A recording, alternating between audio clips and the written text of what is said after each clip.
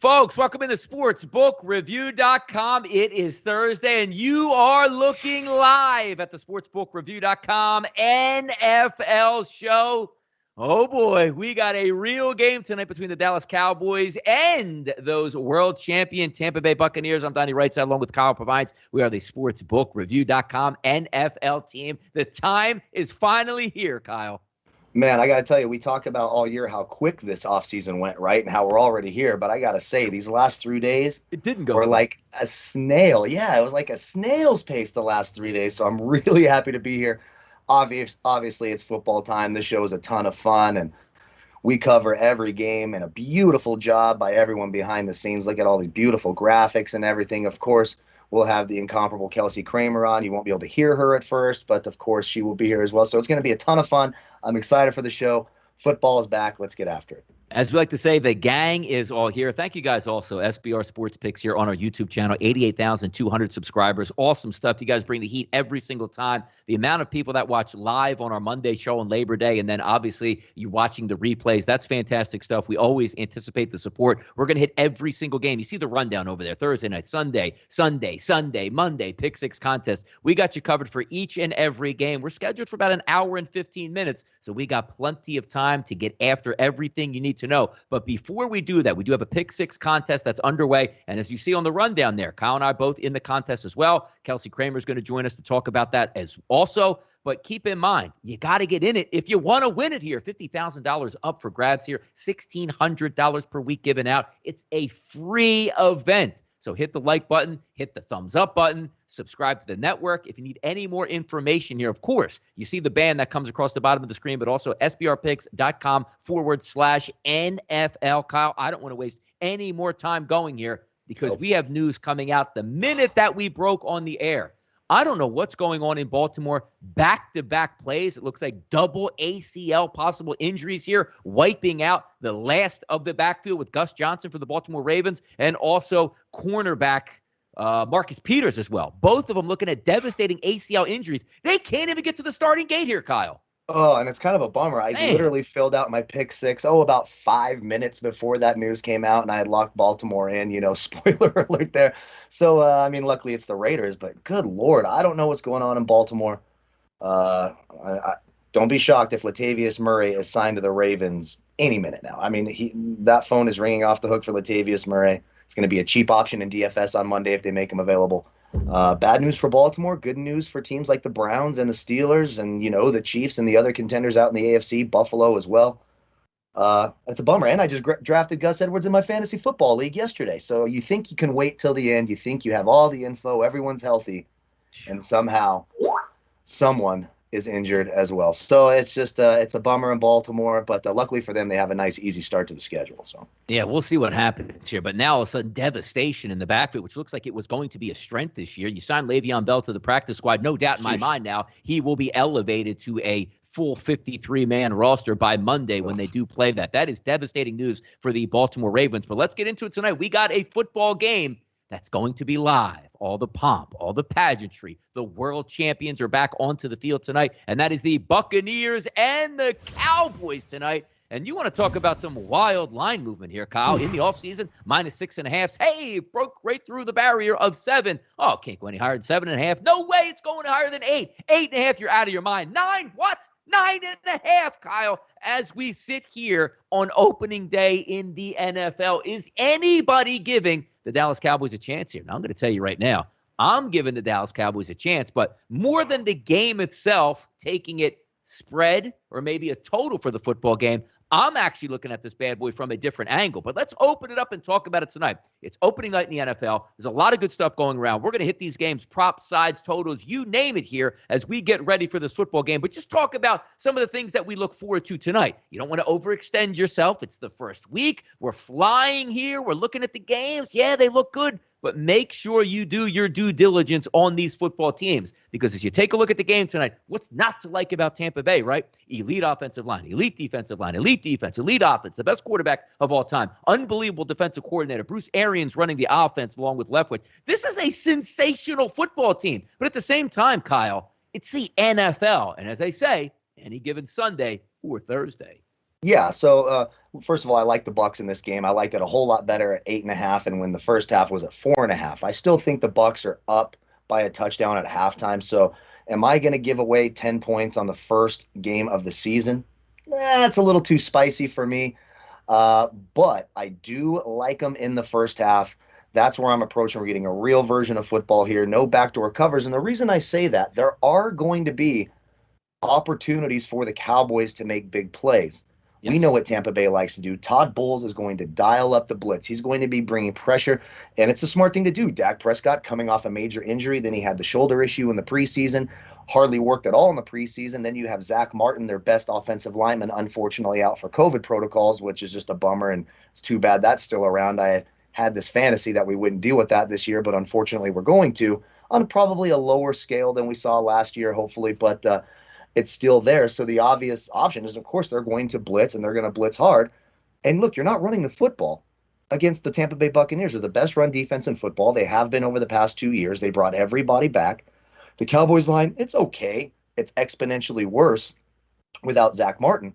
But when you look at that Tampa Bay secondary, there are some holes there. They can be beaten. What happens when a team blitzes? Your corners are left in man-to-man coverage, where they're going to have the real advantage is out there with Jamel Dean. If he's matching up against Amari Cooper, who lines up on that side of the field about 33% of the time. So Gallup and Lamb are going to have some options here. CeeDee Lamb lines up in the slot 93% of the time. That's the real advantage. Sean Murphy Bunting, I know he was the postseason hero. This is a guy who gave up 0.47 fantasy points ran against. It was good for the fifth worst among starting corners who had enough stats to register. So there's going to be big play upside. If you can hold off that blitz, there's certainly a chance one of those three talented wide receivers get open deep. So it makes me nervous for that sort of backdoor cover late in the game. You know, the Bucs are up 15, got their foot off the gas. One big play with a couple minutes left, and your entire bet is broken. That's why I like it in the first half.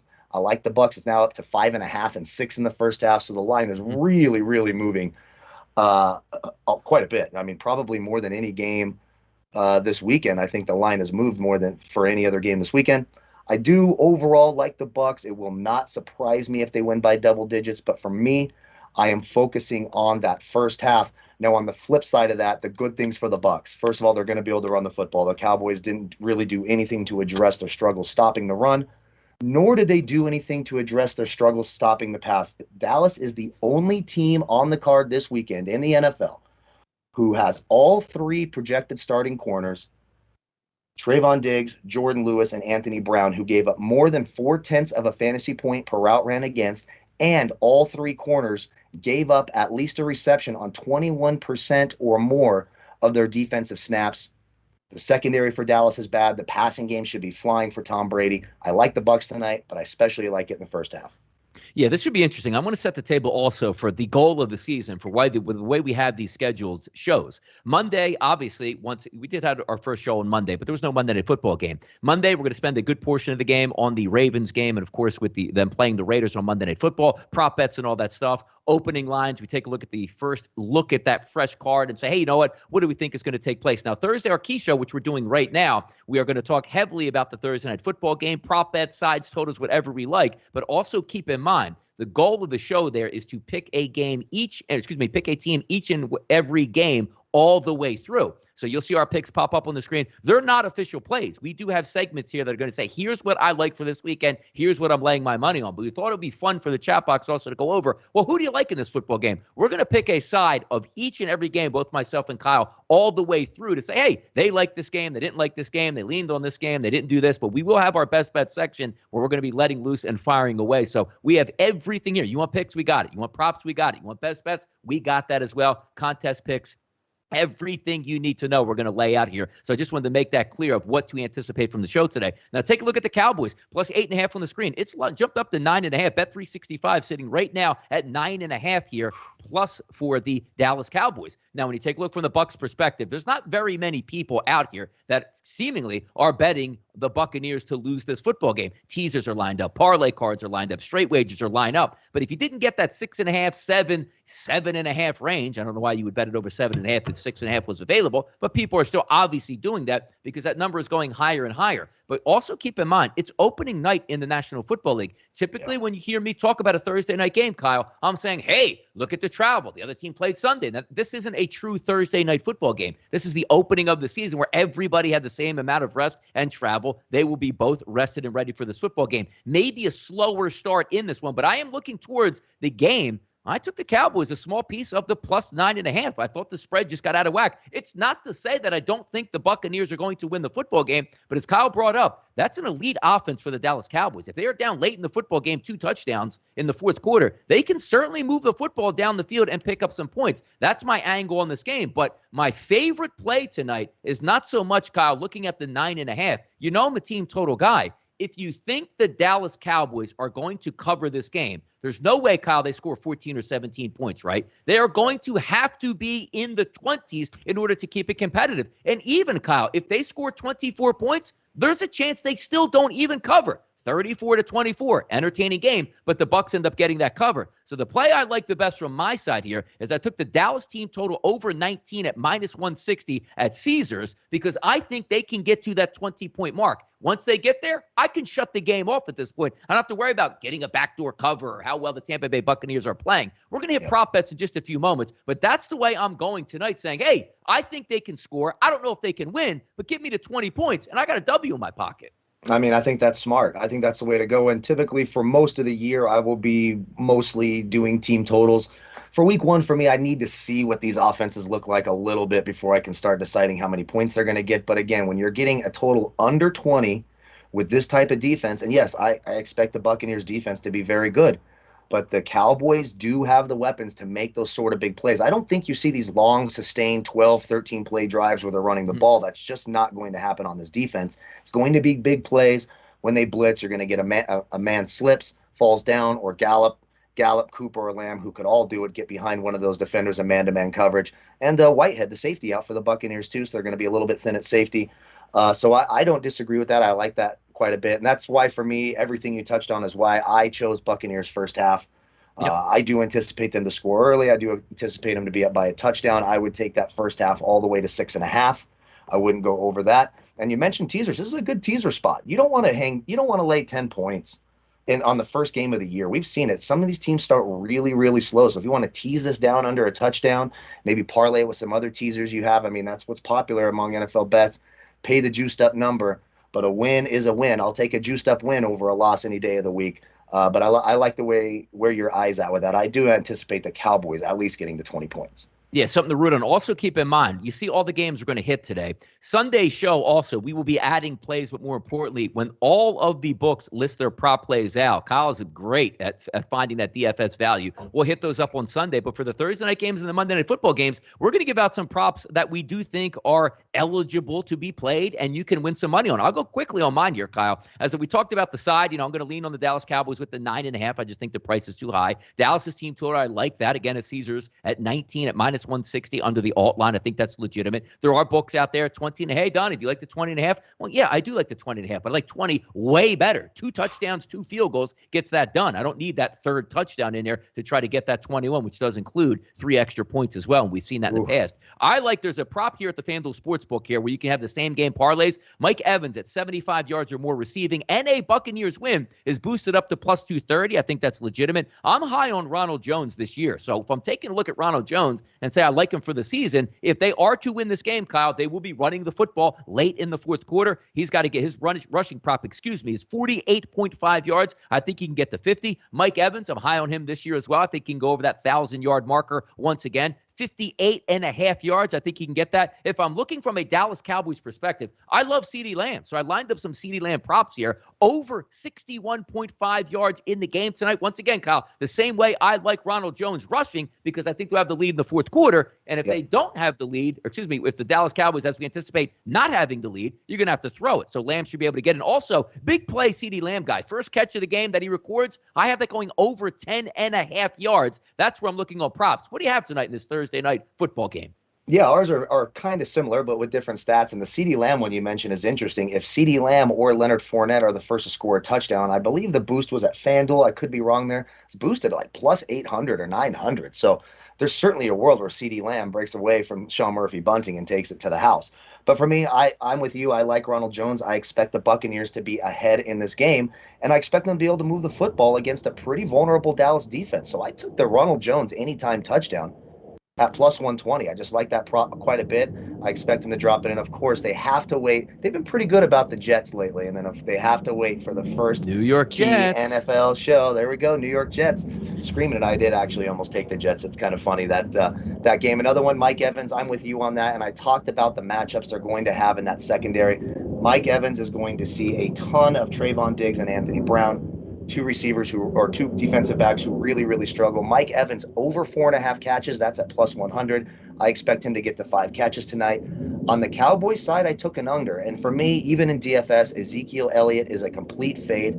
I just don't think he has the explosivity to get past this really sturdy Tampa Bay Buccaneers rushing defense. So I took the under 55 yards rushing. That was over at my bookie, I believe, on Ezekiel Elliott. And one more, an odds boost over at Fox Bet. We talked about how the passing game should click for the Buccaneers. Michael Robinson beautifully presented it in the chat box. Brady to throw 1 touchdown in each half over at Fox Bet, boosted from minus 143 to plus 100. I think he throws a touchdown pass in both halves. There you go. So we are going to get after it here. That was the Thursday night football game. And you see we have a complete list of games here. Early Sunday, primetime Sunday, late night Sunday, Monday night football. Why don't we get after it and let's set the tone for this weekend. Steelers and the Buffalo Bills. Great game here, Kyle, as we take a look. Who is going to come to play today for the Pittsburgh Steelers? There's a guy that wants a lot of money at defensive end that hasn't secured the bag, as we like to say, just yet in TJ Watt. When we look at the other side of the football here, Josh Allen primed for maybe an MVP season. This is a Bills team, Kyle, that went 13-3 last year. The Pittsburgh Steelers looked like they were going to go for perfection when we all knew better, and they came to a crashing halt late in the season and got bounced out in the playoffs quickly by the Cleveland Browns. I'm going to set the tone on this football game, Kyle. I'm not believing in Ben Roethlisberger. I'm sorry. Just because you say you're coming into camp at the best shape of your life, your offensive line is not better this year. It's worse. Yes, you changed it up because you wanted to make some, switches on the line to try to get younger. That doesn't always equate to being better. I like the running back you drafted. I like your young wide receivers, but this comes down to Ben Roethlisberger. There is going to be a packed house in Buffalo ready to rock and roll from the jump in this football game. I think Buffalo can overwhelm them. I like the Buffalo Bills to win this game by a touchdown over the Pittsburgh Steelers. Yeah, this one's tough. So I'm with you. I took the Bills. I like that it's under a touchdown. I do expect, there's a lot of hype around the Buffalo Bills and a lot of anti-hype around the Pittsburgh Steelers. Now, I will say this in terms of teams on this card this week who are getting points, the Steelers are one of the better teams. So, I don't think you're insane for taking the Steelers here, but I do think Buffalo wins by more than a touchdown. I have a lot of interest in that under 48. I've seen some 48.5. These are two good defenses. Pittsburgh, yeah, their offensive line stinks. We don't know what we're going to get out of Roethlisberger. What will we get out of the rookie running back? Can these wide receivers stop dropping the football? I'm talking to you, Deontay Johnson. But when you look at that Pittsburgh secondary, it's a little bit different this year. No more Mike Hilton. They shipped him off to Cincinnati. It's Justin Lane, Cameron Sutton, and of course Joe Hayden on the other side. Joe Hayden's a good defensive back, but he's not a guy who's going to shut down Stephon Diggs. We know what Buffalo's going to do. They have no semblance of a running game. They did nothing to address it. They're continuing with the two-headed mini monster of Devin Singletary and Zach Moss, which is just who's who of bad running backs. Just can't stand either one of them. Come on. They're both terrible. They're both absolutely dreadful. Trust me. As a guy who's had him on his fantasy team, especially Devin Singletary, my God, I'd rather have 40-year-old Frank Gore or James Conner, I think, than freaking Devin Singletary and Zach Moss. But that's neither here nor there, and I apologize, Buffalo Bills fans. I know you guys are very, very passionate. But I do expect the Bills to win here by a touchdown. I like the advantages in the secondary here. It's going to be tough for that Pittsburgh offense to move the ball. Outside of red zone rushing defense last year, this Buffalo Bills defense was very, very good. They still have a terrific secondary. White, Wallace, and Johnson are going to make things very, very difficult on those young receivers outside of Smith-Schuster. I guess he's still young. I don't know. For the Steelers, expect the Bills to win here. And I have a really, really strong lean to that under 40. I could see both defenses performing well here. This game sort of has like a 27-17 type feel to it where Buffalo pulls it out. I don't think a ton of points are scored here. Two solid defenses, but I do like the Bills by a touchdown.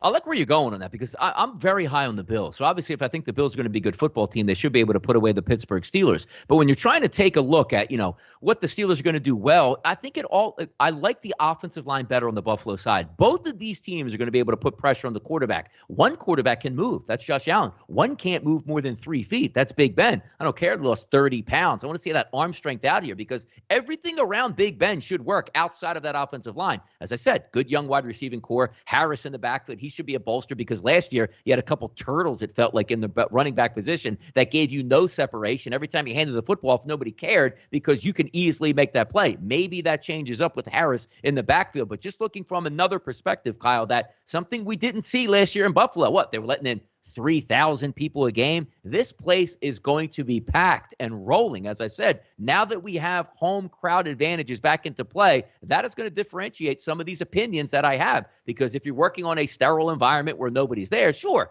hey, Big Ben can line up, make all his checks he wants on his new offensive line to make sure they have the signals down with their new offensive coordinator. But if you can't hear, that might cause some chaos here. And I keep getting back to the point. I expect Josh Allen to continue in his maturation process here, Kyle, when I think Big Ben is on the last of it here, taking pay cuts to come back in. One last ride with Big Ben. I like the weapons. I like the defenses on both sides. And I see some people in the chat box think it possibly could go over. I'm leaning with you, Kyle. I'm leaning more of an under in this situation. They are two sensational defenses. And the one thing that we can usually factor on, if you played football at any level, early in the season, typically, when you don't get a lot of reps, the defense, Kyle, usually ahead of the offense.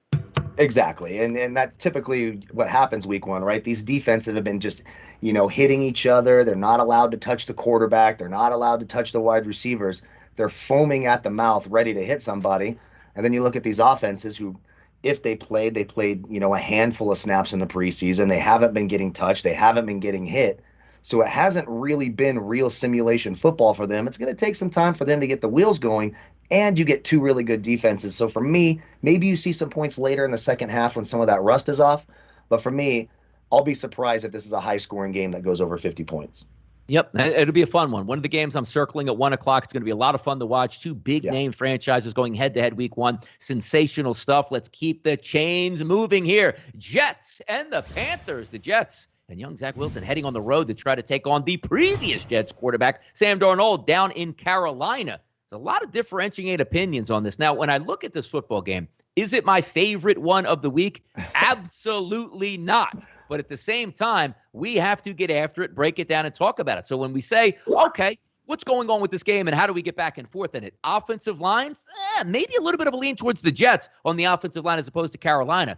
But a rookie quarterback on the road, Kyle, in his first career start, I don't like Carolina all that much. They may have some success this year, but I don't trust the rookie. Sam Darnold hasn't had a great NFL career. I think we can agree on, but he's been around the block. He's been starting in NFL games. You are going to have a packed house down there in Carolina. I like the weapons. You're getting a fresh and healthy Christian McCaffrey, one of the more elite players in the entire league, offense or defensive. You have certainly some good wide receivers and Anderson and more on the outside. I like the coach and Matt Rule. The Jets have a decent franchise setup. I like the fact that they went out and get Robert Saleh as their defensive coordinator / head football coach. They're going to have a lot of picks in the future, a lot of cap space, but now maybe not the time here. If Zach Wilson shows up and plays a really good football game, yeah, they're going to be in it. But for a rookie quarterback on the road, first career start, I don't know if I can trust the Jets here, Kyle.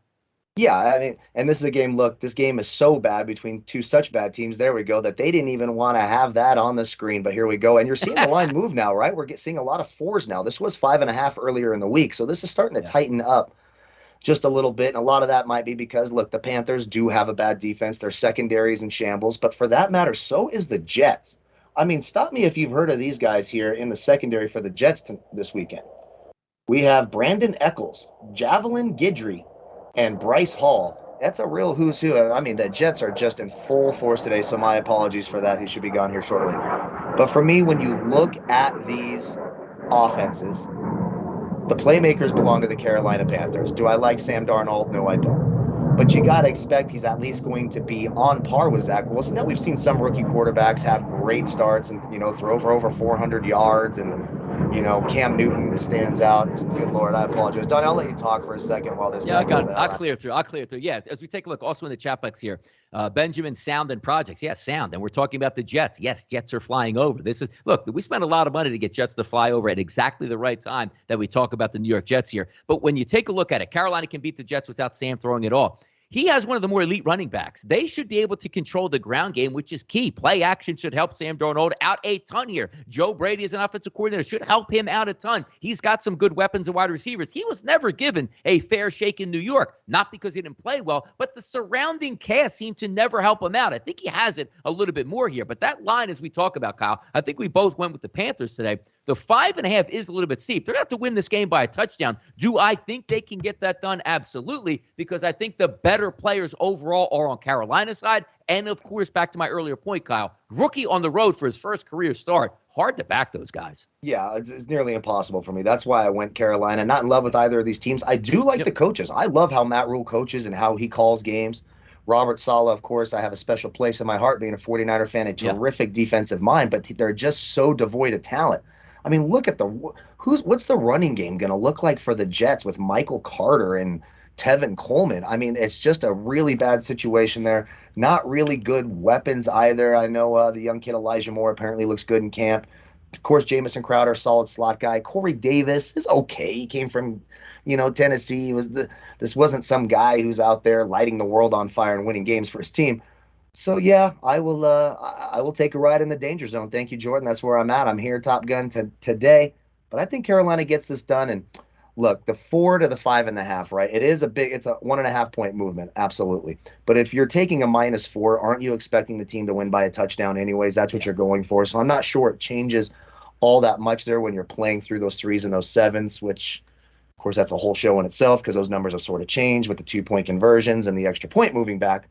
I think Carolina gets it done. More complete roster, 2 bad defenses. You could see points in this game. Maybe there's a possibility. That 44 seems a little low. I'm actually inclined to lean the over 44 here. 2 really bad defenses. Both these teams, I don't think, have any Super Bowl aspirations. Maybe they tell themselves that, but they're just lying to themselves. See some careless football here, some turnovers, certainly, pick sixes. I think it goes over 44, and I like Carolina -4. Yeah, the only question is, are they letting them throw the football around the lot in this football game? You have Sam Darnold, a quarterback. You obviously have a rookie that's going on the road. Maybe they play it closer to the vest, but we'll see. Best part about this, we get another look at that on Sunday morning. We might be able to be looking at some run CMC props in that game to see how they stack up. But to me, the least interesting game here. Now, the next game we're going to talk about right now between the Jaguars and the Texans, Kyle. Most people will say, I don't like this game. I am fascinated by this game between the Jags and the Texans. The Texans are waving the white flag. Don't you remember a couple years ago in the Miami Dolphins traded everybody like a week before the season, and Baltimore went down there and busted them like 50-10, it felt like. And I don't even think that's an exaggeration. I can't remember the final. It was 52-13 or something like that. I mean, killed them. Like, we don't know if the Dolphins are even going to win a game this year. That almost has the feeling now for the Texans. But having said that, again, didn't I just rant here a second ago and say to myself, a rookie quarterback on the road I don't trust? I like Tyrod Taylor better in this game. He's at home. There's going to be 75,000 fans cheering against the Jaguars. And if we're talking about the Jaguars, hey, I like what the Jaguars lost 15 straight games last year. Why do they have Trevor Lawrence? Because they are a horrendous franchise. That's why Urban Meyer comes in, rookie head coach, rookie quarterback on the road. Now, can they win this game? Yes, because the Texans are a bad overall franchise. But the Texans have a veteran quarterback, and they are at home in this game. And both of their records, Kyle, say 0-0. So maybe the Texans don't believe they are as bad as everybody believes they are. Now, this would be much different here, because you see the Jaguars favored by 3 over the Texans. If this role was reversed, Kyle, I probably would be on the Jaguars. But the simple fact that the Texans are getting a field goal at home, that's the way I'm looking here. Yeah, I mean, and you're not wrong. And look, you're not going to make a ton of money. And this week's a little bit weird for me, week 1. I typically don't have as many road favorites picked here, but I just cannot get. Let me list you who's going to start at wide receiver this week for the Houston Texans. Chris Conley, outcast out of Jacksonville. Look, you're not even good enough. Yeah, I know they worked out old Danny Amendola. Good for them here. And then you have Anthony Miller and Brandon Cooks. Look, I know Tyrod Taylor's a veteran and whatnot, but I've said it before and I'll say it again. The best thing that ever happened to the Chargers franchise was Tyrod Taylor getting the needle in the lung. There's nothing special about his game to me. He's a very safe dink and dunk type player who can move around a little bit. And that Houston Texans defense, it might end up being the worst defense in the league. They're going to be in the running with the Bengals, the Lions, Jacksonville, their counterpart. These are some bad, bad, bad defenses. I just like the playmakers a little bit more for Jacksonville. They're going to have a decent running game. You look at Houston, you don't know who they're going to – they have 4 running backs who are veterans, and Phillip Lindsay, David Johnson, Mark Ingram, and some other guy I can't even remember off the top of my head right now. But it's just that Texans franchise is an absolute disaster. Deshaun Watson, will he be lurking on the sidelines? I have absolutely no idea. If he is, hide the massage therapist. We don't need anything weird happening on the sidelines here. Although if you're going to do it somewhere, do it at this game because no one's going to be watching outside of the red zone. But I just have this gut feeling. Again, we haven't seen Trevor Lawrence in real NFL play, but I like the weapons he has. I think he's the better quarterback here, even though we don't know that. It's just strictly just my professional opinion, just watching him throw and watching Tyrod Taylor throw. I think Jacksonville gets it done here. They outscore Houston. Houston is just such a mess. They have no talent anywhere whatsoever. I really do think Brandon Cooks is probably their best player. That's never a good sign. And the secondary guys like Hargraves, King, Mitchell, these guys are going to be absolutely torched. And there's talent for the Jags. They bring in Marvin Jones. They have Laviska Shenault. They have DJ Chark. I think Jacksonville has enough weapons here to get it done. And what could be a sloppy game. And this is another one. Looking at that 44.5, I think both teams can score on the opposing defense. I might lean the over here as well.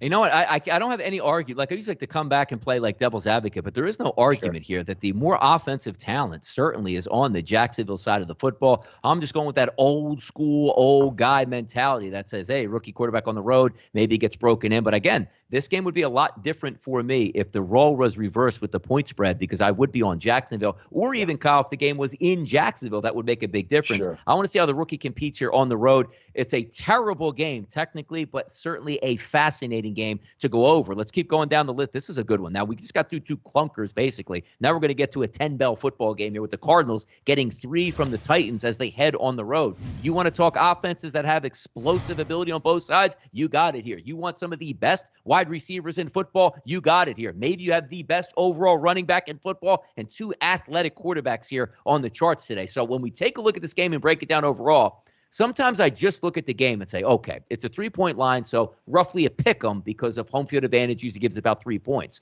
But you have Arizona, who I do think is a very good football team this year. It's just a shame they're going to play in the NFC West and have to go up against that gauntlet each and every week when they play a divisional game. They are stepping up in competition, going on the road. I can't look past the Titans here. I like some of the moves that the Titans made on defense, but also keep in mind, Julio Jones is an elite wide receiver, Kyle, when he is available. It's week 1, Kyle. You know who's available? Julio Jones. I can't get over passing this up. Is it a cheap number at -3? Yes. Are the Cardinals a good football team? Yes. But I got to lean towards the Titans here early in week 1. Yeah, I'm with you. I like the Titans quite a bit, and I really like the over. There should be points in this game. These are 2 defenses that are not very good. So the Titans, last year, their offense could score on anybody, but the defense couldn't stop anyone. So they overhaul their secondary, but that really wasn't their problem. They let Adoree Jackson go. They let Malcolm Butler go. Yep. They let Desmond King go. 3 really good cornerbacks. So to try to make up for that this year, they bring in Janoris Jenkins, who I think is a really good signing. Of course, they drafted Caleb Farley, who looks to be healthy and to play in this game. And in the slot, you have a big hole here with Christian Fulton, who gave up over half a fantasy point per route ran against. The guy is terrible in the slot. You flip that over to Arizona's defense. They have massive, massive problems in that secondary. They're starting Robert Alford. Robert Alford hasn't played a game in 2 seasons. Byron Murphy, he was all right in the slot. Marco Wilson will be the other starting cornerback. That's who A.J. Brown and Julio Jones are matched up against. And for that matter, the Cardinals, I know they brought in J.J. Watt, and they're expecting maybe something spectacular for him, but they can't stop the run either. The Titans should be able to move the ball up and down the field. And in that same vein, I think Arizona can as well. It'll be interesting to see what Arizona does in the backfield. Of course, they let Kenyon Drake go to the Raiders. They keep Chase Edmonds, who, for my money, is exponentially better than James Conner.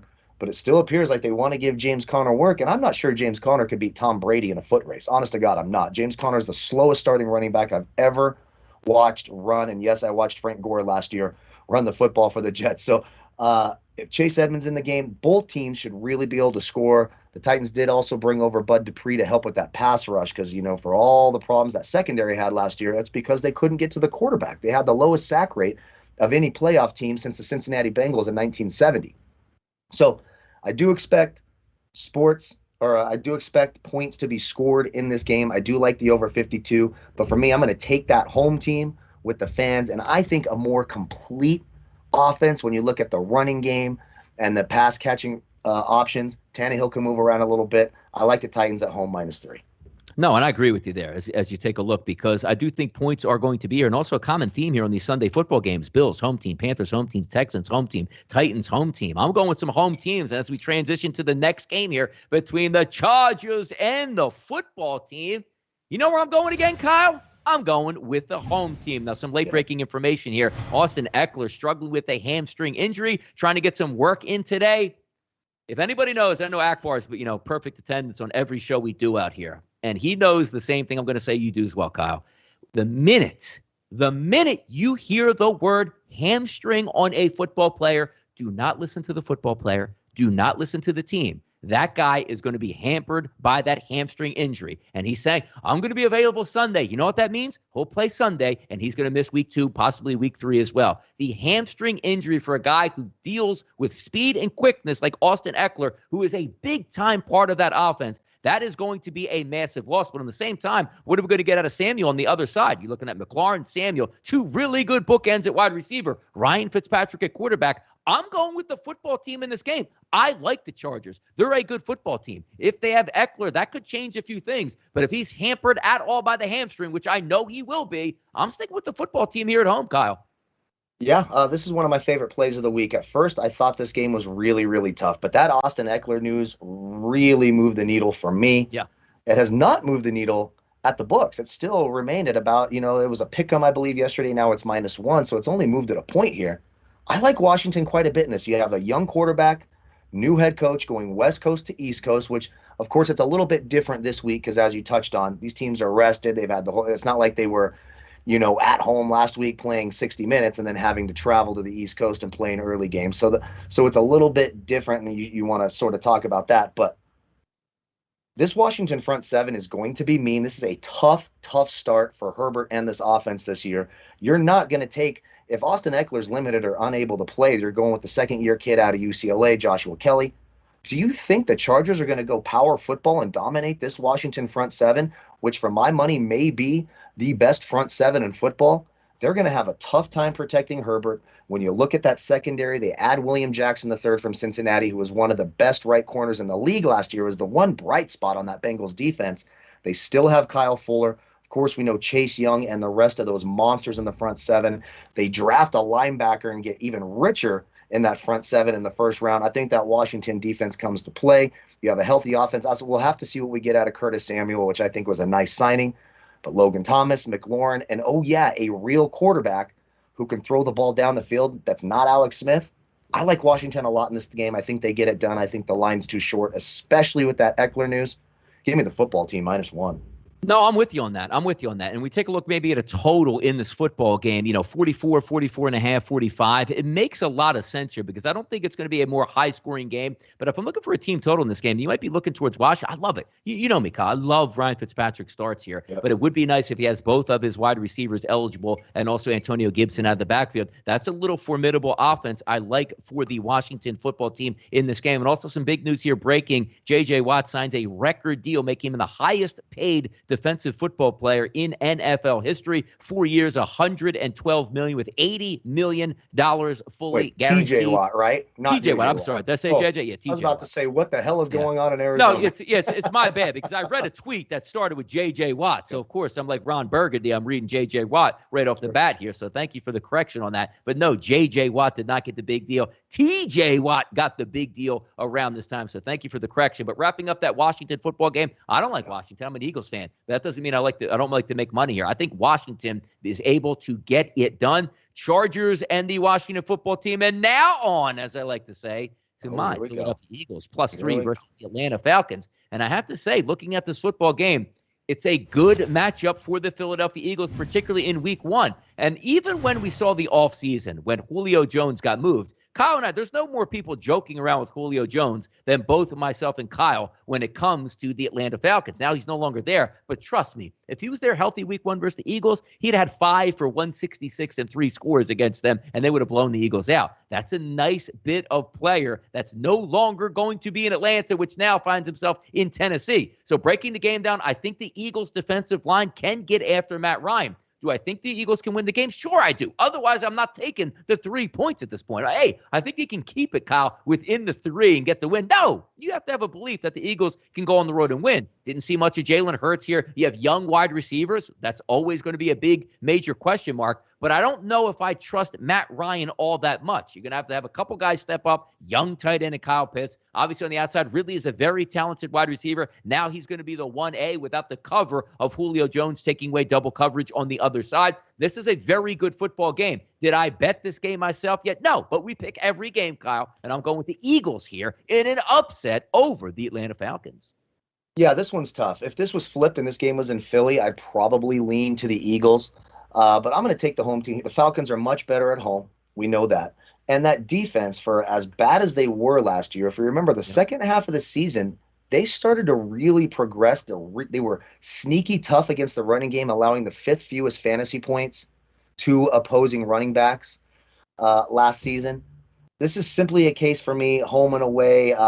The secondary for the Eagles, still nothing to write home about. Darius Slay, we saw him last year, went backwards in his career. They still have Avonte Maddox and Steven Nelson starting in that secondary. That's never a good sign for any football team. Those are not the 3 names you want as your starting cornerbacks here. But you're right, no Julio Jones, so now it's going to be Olamide Zaccheaus. You're going to see more Russell Gage. Of course, they're going to try to rely. You'll probably see a lot of 2 tight end sets with both Hurst and Kyle Pitts. We'll see what we get out of Kyle Pitts. That's probably the thing I'm most excited to see in this game is Kyle Pitts. I do like how the Falcons address their running game. Last year, of course, they had, the corpse of Todd Gurley out there rushing. I like the addition of Mike Davis. He can catch the ball out of the backfield. He can get you tough yards. He has quickness. He doesn't fumble. I think Mike Davis is a big upgrade to the running game. For me, it's just home or bust. And trust me, I've got plenty of road teams who I like this week. But for this one, I'm going to take the Falcons at home -3. Just not enough for the Eagles to scare me away from that. But like I said, if this game was flipped and in Philly, I'd be on the Eagles. I'm going home team. I'm going Falcons -3. There you go. Next game out, 465, 466. The Seattle Seahawks with Russell Wilson come and invade Carson Wentz and the Indianapolis Colts. And a couple weeks ago, we didn't know if it was going to be Carson Wentz and the Indianapolis Colts. But it looks like he's going to be healthy and ready for Sunday. Over under in this game, Kyle, 51s, 50s, 49s. A little bit down off that opening number, and rightfully so, because there still is a question mark with how healthy Carson Wentz is going to be at the starting gate. Russell Wilson, as we know, a gamer no matter where he plays. But we'll have fans in the stands in a dome, so it will be loud for the Colts. The Colts I am high on this year. Took their team total at 8.5. It's now risen to 9 at most places. There's no reason to believe that the Colts can't have an above 500 season at 9-8 to cash that ticket. But we're talking about an opening day game here, Kyle, where in the offseason, when everybody was healthy for the Colts, Carson Wentz, Quentin Nelson, as well as T.Y. Hilton on the outside, they were roughly 3-point favorites. Now it's flipped over. You can get 3s at a lot of outlets here for the Seattle Seahawks, but I'm still going to go with my initial prognosis of this game. If Carson Wentz was healthy and they're going to be a dog at home, I'm going to take it. Give me the Colts +3 in this game. I was with you up until a few weeks ago, but it just feels like this Colts team is just turning into a mess. And T.Y. Hilton out, Carson Wentz getting COVID, not getting COVID, hurting his feet, Quentin Nelson, they're all coming back. It's just a little too hectic for me. And the one thing I like, we've talked about this quite a bit, with the Seahawks find a way to play close games. It doesn't matter who they are playing. Now, just a few days ago, this was at 2.5. I actually locked in the Seahawks at -2.5 on the road. There's just too many question marks for me with the Colts. What the hell is going on with Carson Wentz?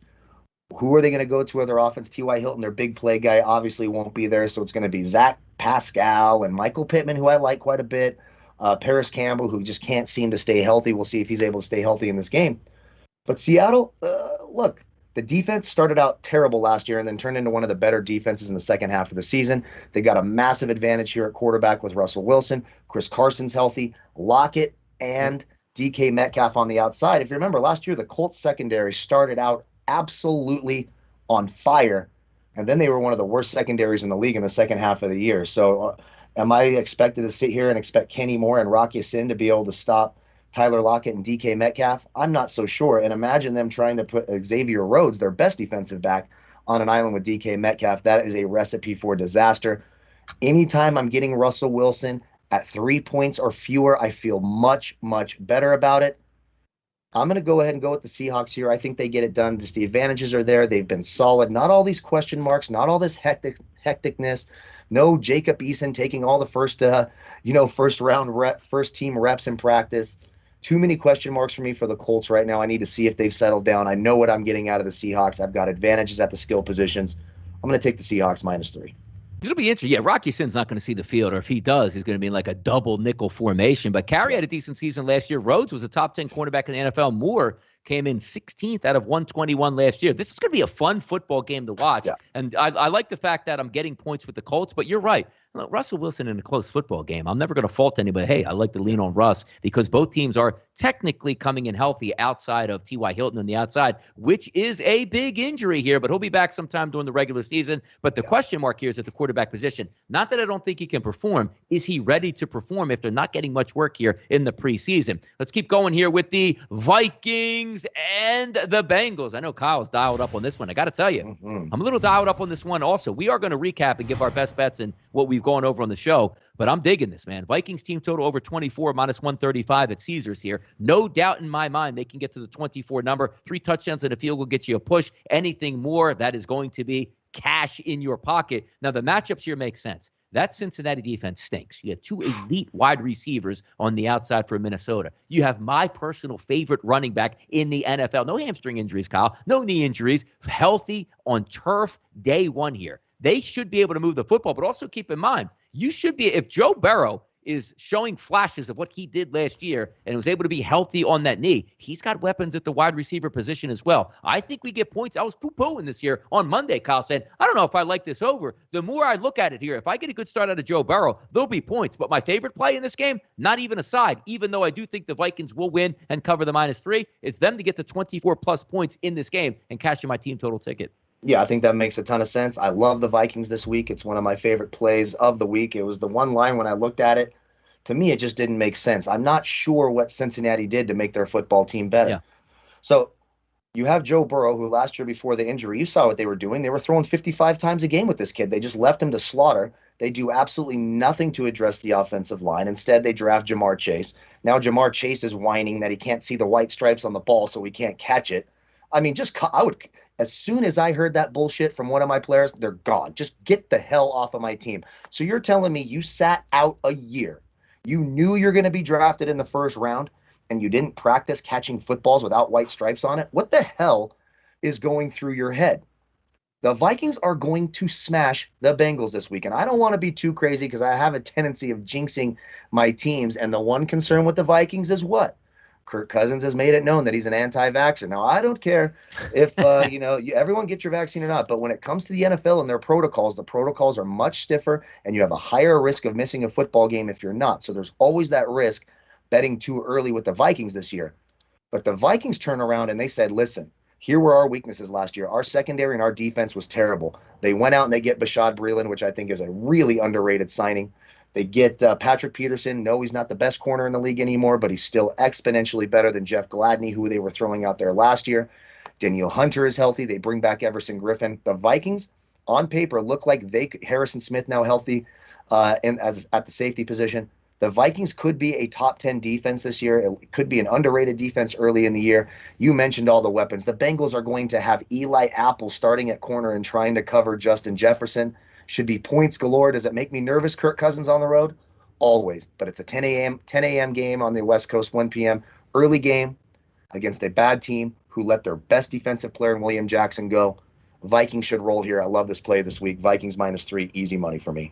Yeah, a couple of people asking in the chat box quickly. Caesar's going to be a major player for me. So if you're going to be following along on my team totals all season long, I'm going to be using Fox Bet a lot. I'm going to be using Caesar's probably the most. Also, FanDuel will be mixed in there. BetMGM a little bit, but Bet365 as well. But I'm telling you right now, a lot of the numbers that I see at Caesar's where they're giving you the opportunities, like, every 1.5 point. Nobody's going to give you 16, 16.5, 17, 17.5. But it looks like right now Caesar's really has my eye. So we're going to be hitting that pretty good here. The old William Hill. We'll see how long they keep those teams team totals up, as we like to say. Let's keep moving it down here. 49ers and the Lions, heavy favorite here, minus 70.5 for the 49ers. We don't even have to go into a lot. Jimmy Garoppolo is going to be the starting quarterback. You got the veteran there. You're not worried about a young rookie going on the road. We don't have high hopes for the Lions as is, but keep in mind, you got to go on the road. You got to win by more than a touchdown. Do I think the 49ers can get it done? I love Kyle Shanahan. I have big expectations for the 49ers. But this could be one of those games where we say, hey, look how good Detroit is. We didn't think they would be this good. I just don't trust it this early on. This is why we pick every single game, but go lightly in week one and just have some of those thoughts we have.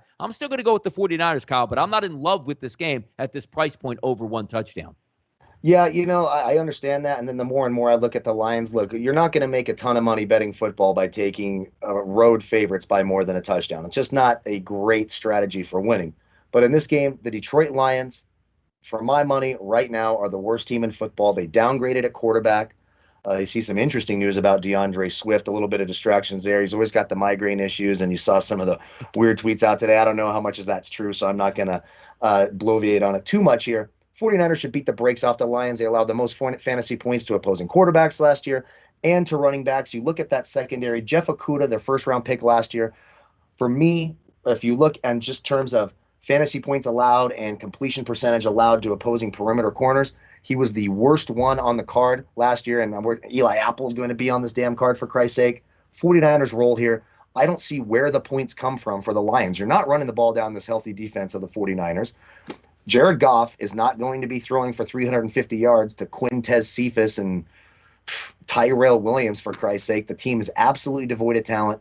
49ers roll here. I like it a lot. Typically I wouldn't, but I'll take the 7.5, and I'll be having a paper ticket on that in Vegas this weekend. All right, let's keep it moving down the list here. Browns Chiefs, one of my favorite games of the week here. When we drew up the documents here, the Browns sitting at plus 6.5 on the road to take on Kansas City, but now we have a price drop down to 5.5, and I still like them. I think the Brownies are going to be in this football game here, and also I already locked in my wager here. Browns team total over 22 at minus 150 here at Caesars. You can get 24s, 23.5s throughout there. I'm keeping it at 22. Why? Because if you score 3 touchdowns and kick 1 field goal, you have a little bit of wiggle room if you do miss one of those extra points. But I think the Browns are going to be in this football game. I love this matchup. I can't wait to watch it play out here Sunday at 4 o'clock or in the 4 o'clock hour. I am high on the Cleveland Browns. I think they win the division. Obviously, getting a lot of help today by the injuries of the Baltimore Ravens, but I'm high on the Cleveland Browns. I think they can go in and give Kansas City all they can handle, and we have that at 6.5. That's what my play is here in the Pick 6 contest. We'll get to in just a few moments here, but now down to 5.5, and I agree with the line movement, Kyle. Yeah, I completely agree, and I think the Browns are the best team on the card who are laying points or getting points this week. I think the Browns can win this game. I absolutely think they're a live money line dog. I love what they did to address the problems in their secondary. They were banged up and didn't have a lot of talent in that secondary last year. They improved. They bring in Troy Hill, who was a fantastic slot corner for the Rams, to take over the middle. Denzel Ward, fully healthy. I like a lot of the moves the Browns made. A terrific offensive line. We know the Chiefs struggle to run the football a little bit here. They lose Bashaud Breeland out there in Kansas City, so now it's going to be Mike Hughes. Mike Hughes and L'Jarius Sneed opposite of Charvarius Ward. I think the Browns are absolutely live dogs here. Of course, Mahomes has the advantage over Baker Mayfield.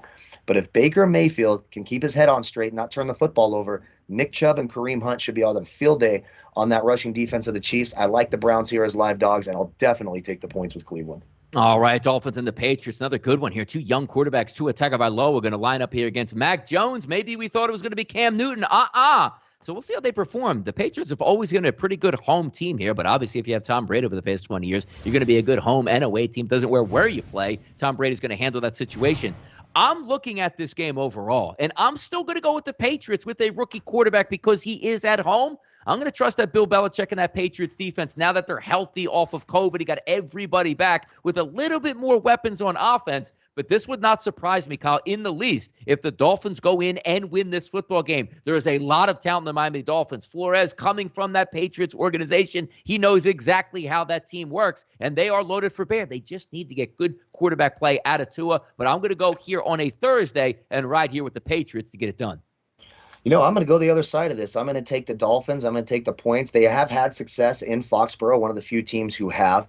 Stephon, you mentioned the healthy Patriots defense. The one guy who won't be there is probably their best defensive player, Stephon Gilmore. Do you know who they're replacing him with this week? Do you know? You know this man very, very well. Well, Green Goblin?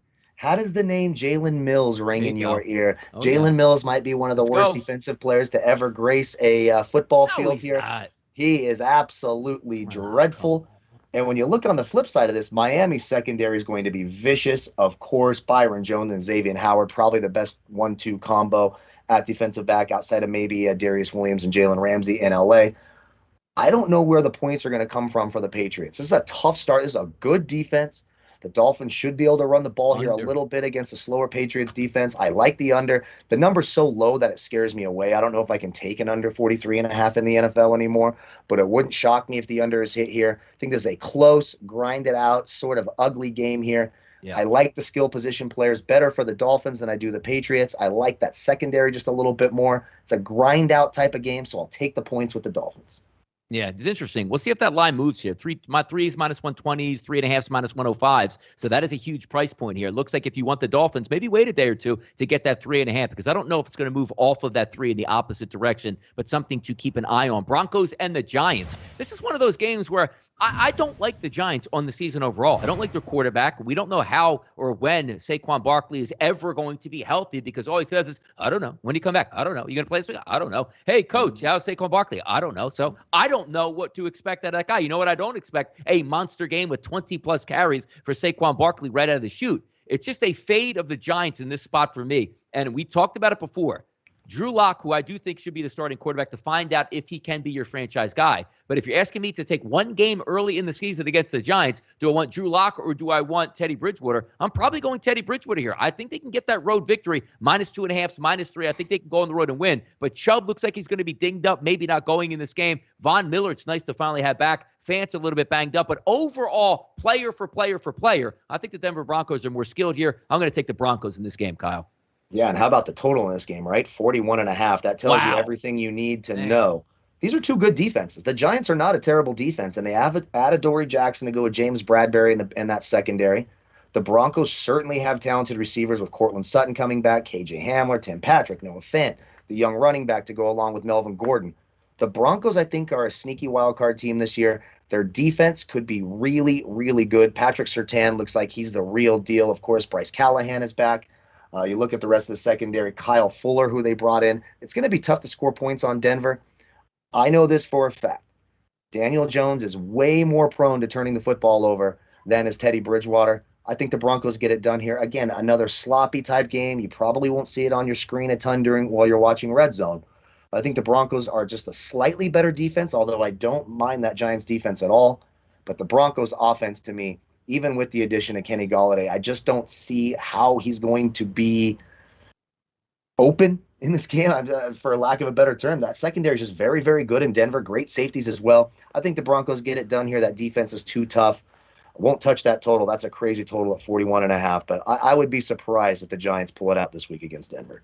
All right, over 300 people watching live here on a Thursday. Thank you guys for that. So many more people will watch this on replay to get caught up here. Awesome stuff. Thanks for all the love and support. 88,200 subscribers here on the YouTube channel. Thumbs up if you like us. Thumbs down if you don't like us. As long as the engagement is there, we certainly love it. Let's get to the next game here. Packers and Saints, neutral site out here, playing in Jacksonville. And boy, would those New Orleans Saints really like to be at home in the Dome to try to crank up that energy level from the crowd to try to throw off Aaron Rodgers and the Green Bay Packers. The Green Bay Packers are too strong for me in this game. I think they go in and win this football game. But as I say that, Kyle, do you know what I like at Bet365? 22.5 at minus 120 team total for the New Orleans Saints and Jameis Winston. Also, that number was available at DraftKings as well right before the show. That's where I'm going. You need a running mate. You guys watch the baseball show. Green Bay is going to score.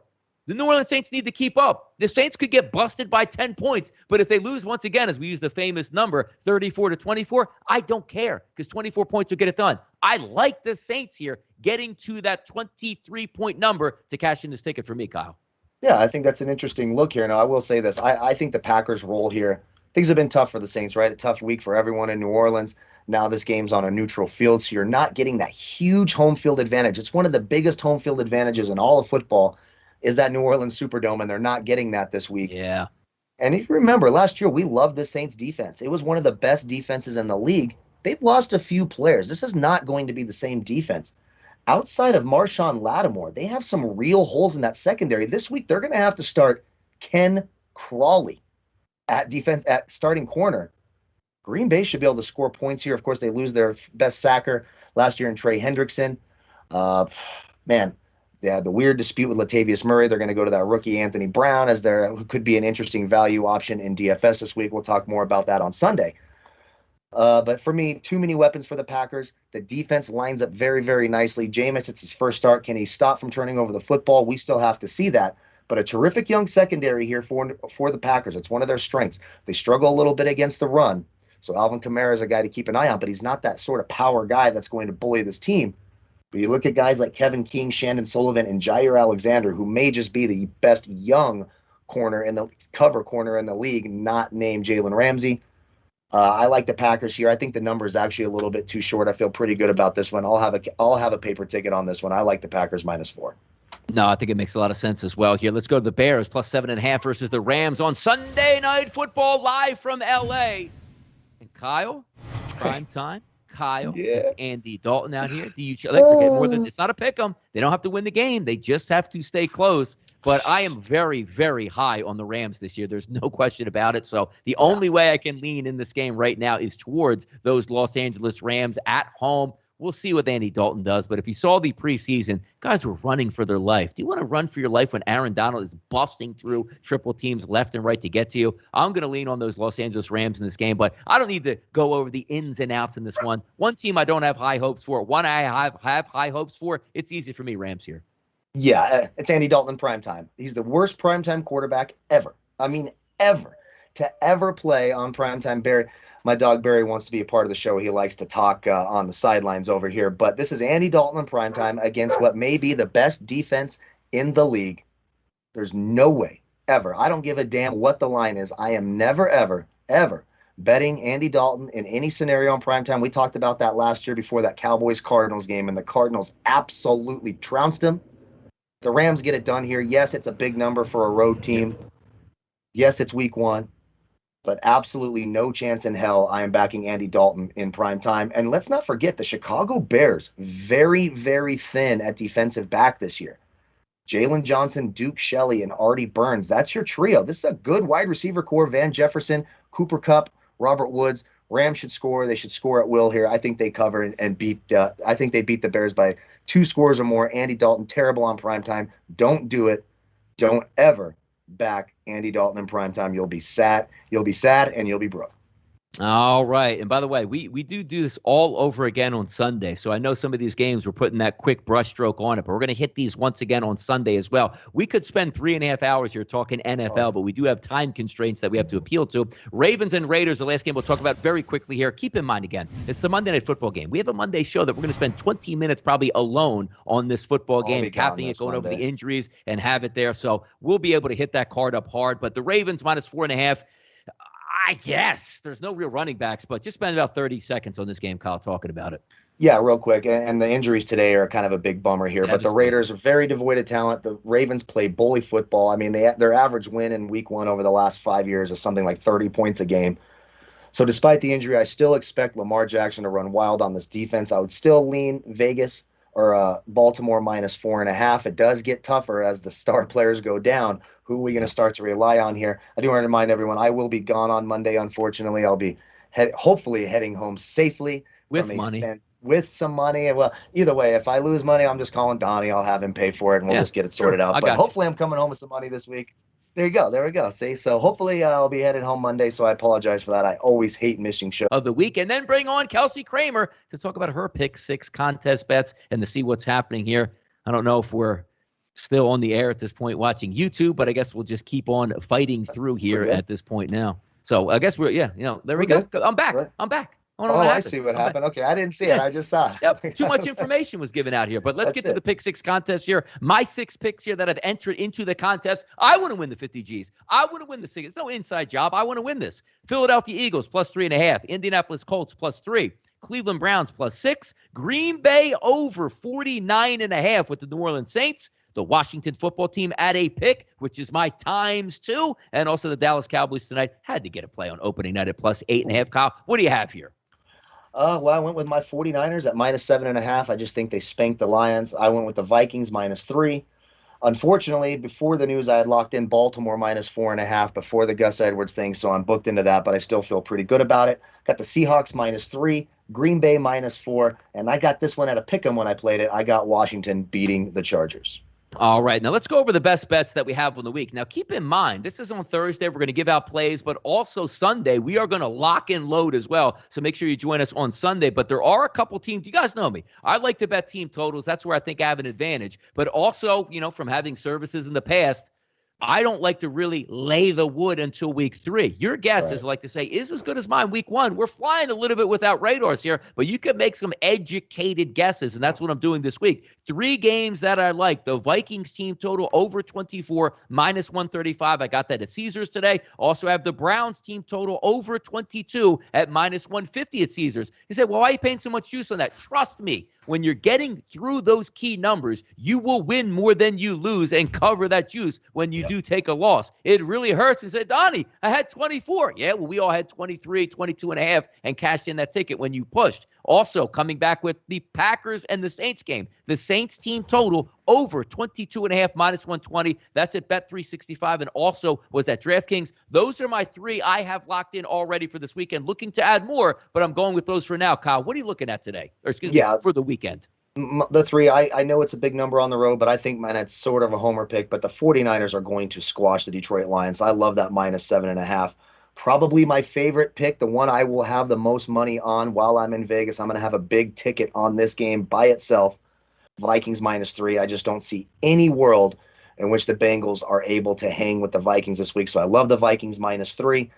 And I also like the Packers -4 on that neutral field. Too many questions in that secondary. Too many things going on for the Saints. We don't know what kind of Jameis Winston we're going to get against a good Packers secondary, good Packers offense. I expect the Packers to roll -4. All right, and let's bring in Kelsey Kramer to the show here, the First Lady of Football, going over the Pick 6 contest here. Now, the one interesting thing of the week to say, we don't know if she's in Arizona. We don't know if she's in South Carolina. We don't know if she's in Pennsylvania. Welcome to the show, Kelsey. It's 2021. Yes, it is. I'm excited to be back. I'm surprised I'm back after last season. Whoa. I mean, I know Kyle behind the scenes did not want you back. I pulled very hard to get you back on this show. So. Well, I got a pay raise, so everything's good. Whoa, hey, I got a raise? Whoa, wait a second. Yeah, what the hell is going on around here? Look, me and myself and Kyle got pay cuts on this one, man. Yeah, oh, my goodness. All right, back for the Pick 6 contest this year, Kelsey. I know we got 6 games to go through tonight. And, look, I had to take a piece of the game tonight in the Pick 6 contest. Looks like I'm going head-to-head with you as we have the Dallas Cowboys and the Tampa Bay Buccaneers. Yep, I have the Bucs all the way. I don't know how you can take Dak Prescott fresh off an injury, a gruesome injury, coming in week 1 and just absolutely shocking the world here. That 8-point margin is pretty big, as y'all said, but I like the Bucs. All 22 players are back, reigning champs, and plus AB. And I'm excited to see AB make some plays tonight.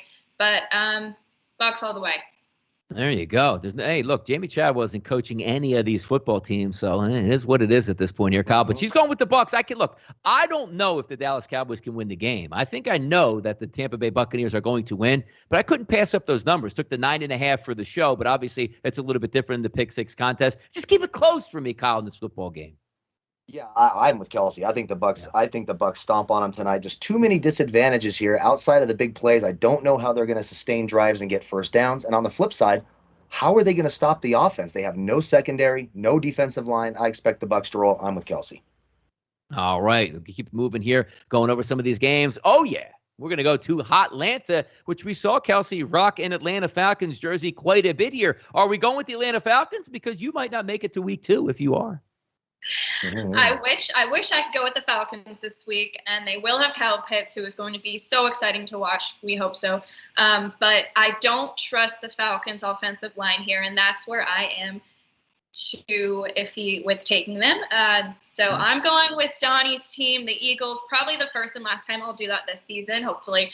But yeah, I just don't trust the Falcons' offensive line or their defense. Just yet. So I like the over here. I really do. And I like the Eagles plus 3. And you know what I see? I think it's a very shrewd move. I think you'll make a lot of money with that wager. But I don't know. See, here's the question. We're going to talk about the Detroit Lions and the San Francisco 49ers. Now, is it Kelsey being nice to us here and placating these wagers? Because I got an idea that you might be going with a team in red here on Sunday versus Detroit. Girl. It's so hard. Okay, I know. It's so hard to pick the teams that y'all like. I usually like going against you, but I can't play with my heart this season. I did that last season. It did not work out. How many kickers' legs got broken because you're playing with your heart, Kelsey? Playing games with my heart. Yeah, exactly. Well, look at it. You got some singing today. Man. It's just never end here. But, yeah, no, I like the 49ers. How can you pass up Debo, Kittle, and Ayuk? Is that how you say it? Ayuk? Absolutely. Yeah, that's it. It's better than Kyle would say. And D. Ford and Okosa are back. This team is loaded, and so I'm all the way 49ers against Detroit. Yeah, I think they get it done. I like where your picks are going here today, because also we take a look down at the Tennessee Titans here going up against the Arizona Cardinals, who it's -3, so you could come within a field goal here, Kyle. See what I'm doing here? But you like the Titans -3 here down in Nashville. My future home. No, but I like Ryan Tannehill. I cannot stand, here we go with the heart, playing with the heart thing. I cannot stand Kyler Murray. I don't trust him, and I'm not going to trust him until he grows up and gets a different attitude. But how about Ryan that? Tannehill and Julio Jones is making his debut, which is going to be heartbreaking, but I'm very excited to see what he can do with the new team and how far he can take them. And then, of course, you have Derrick Henry and the run game. That's just going to be hard for the Cardinals to stop. Yeah, Kyle, I like that pick, though. I like the Titans. I think we both went with the Titans in this one. Seems like a short price here for a really good football team at home. Yeah, and don't worry, you're only going to have to watch Julio Jones healthy for about 1 or 2 plays, and then he'll be limping on the sideline like he did his entire Atlanta Falcons career, completely unreliable. But it'll be fun to watch him and A.J. Brown. That's a fun duo, and I think the Titans get it done this week against a bad secondary, bad run defense, and we don't know what that ground game of Arizona is going to look like. Yep, going up to Foxborough here. Big-time game, and there's a lot of question marks surrounding this one. I lean towards the New England Patriots to cover the 3 points with Mac Jones, the rookie, at home. But that Dolphins team is loaded. All they need is a trigger man here this year in Tua Tagovailoa to take that next step. Do you think they start taking that next step, Kelsey, week 1 versus the Patriots? Yeah, I mean, I like Tua. Is it Tua time? Is that what they're saying in Miami? I'm all for Tua. Second year, first week 1 start. But I think Flores is going to give him a lot of pressure to play well this week. And speaking of Flores, he's very familiar with Bill Belichick's play, so he'll have an advantage there. And no Stephon Gilmore for the Patriots, which is an advantage for Miami. And, of course, I really like Mike Gesicki, their tight end. And Will Fuller's not going to be available this week, and I'm a Notre Dame fan. Will Fuller might also pull Julio Jones to get injured in week 2, so we'll see that happening, maybe or maybe not. But yeah, I like Miami. Sorry, Donnie. Sorry, Kyle. I like Miami. I took Miami. Yeah, the good part about that, Kelsey, is you don't pay attention to what Kyle says, and neither do I, quite frankly. I don't know who's picking that game either. I'm paying attention here, wondering where the hell Kenny is. We're wondering where Kenny is right now. Everyone is. Eric Chang says, just got here. Is Kelsey's dad in the chat? Do we need to behave? See that? I mean, there's always eyes watching out here. You never know. Yeah, but it's good to know no one listens to me. This is not the first show where no one listens to a damn word that I say. It's funny that she didn't know, because I was going to segue and say, you know what? I don't know who Kyle picked in this game, so we're going to go with this one here. But the Packers -4.5 here, as I see, is the next play for you, taking on the New Orleans Saints. And it's a massive advantage not to have to go down to the Caesars Superdome, no longer the Mercedes-Benz Superdome, and play in Jacksonville. I think we're going to get points in this game, but you're thinking the Packers take care of business here, Kelsey?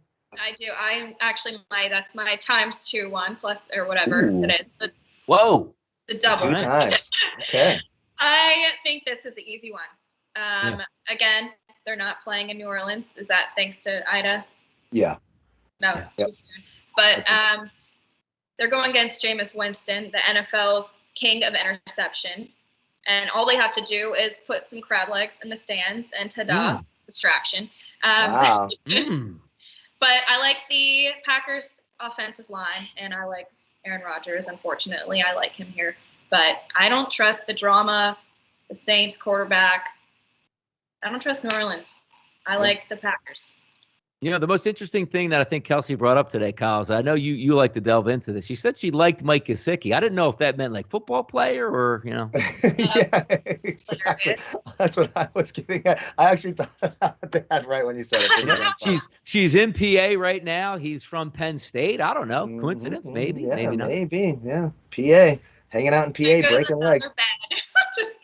Good thing the Steelers hardly ever kick field goals, so they'll be fine. It won't be that big of a deal. I don't even know who the damn kicker is this year. We are going to be doing this all season. This is only week 1. We have 2, 3, 4, 5, all the way up to week 17, 18 playoffs to have some fun. But the Pick 6 contest is a big deal at sportsbookreview.com. I'm no doubt in my mind, again, as I say, again, going to be Kyle this year in the Pick 6 contest. And we'll see if Kelsey can match up with our plays. I wouldn't even be surprised if Kelsey wastes me in this because I don't prefer sides here. So if I get wasted, that's my excuse. Excuses. So if I win, I knew I was going to do it all along. But if I lose, you can't blame me, Kyle and Kelsey. Exactly. I got to say, I love the crab legs blast. That's funny. I love making fun of everything New Orleans. That's what you guys don't build a city underwater. Whose idea was it? You like, you know what? I have a good idea. Let's build a damn city underwater. Terrible plan. Always gets hit by hurricanes. Yeah, let's just stay here and rebuild every single year. Another hurricane can happen. Bunch of morons. I'll tell you. Sorry, no, but it's just stupid. It's just dumber than hell. I don't know what else to say. It is what it is, but that'll be our Pick 6 contest here. And again, Kelsey will appear with us each and every Thursday to go over these picks and wrap it up. And look, I'm going to tell you right now, if I had a really good week, we will hit these topics hard. If I don't be surprised if we speed right through these topics and just get on to the next week already. But thank you guys so much for joining us here on the channel. A lot of people watching the show, a lot of people interested here. And again, 88,200, subscribers here on our network at sportsbookreview.com. If you have not subscribed yet, hit that subscribe bell, turn the notification on. You will be able to come in the chat box and say hello. But you know what? We're going to do this once again here on Sunday for kickoff, 12 o'clock to 12:59, taking you right up to kickoff, going over our best bets and bankers. Kyle's going to be wasted. Yeah, he'll probably have his best picks of the year because he won't be thinking clearly, and that might help out, but that's what we're going to do here. But thanks again for joining us on the show today. I'm Donnie Seymour for Kelsey Kramer and Kyle Purviance. We are the sportsbookreview.com NFL team. Join us on Sunday, but as always tonight, good luck on those wagers.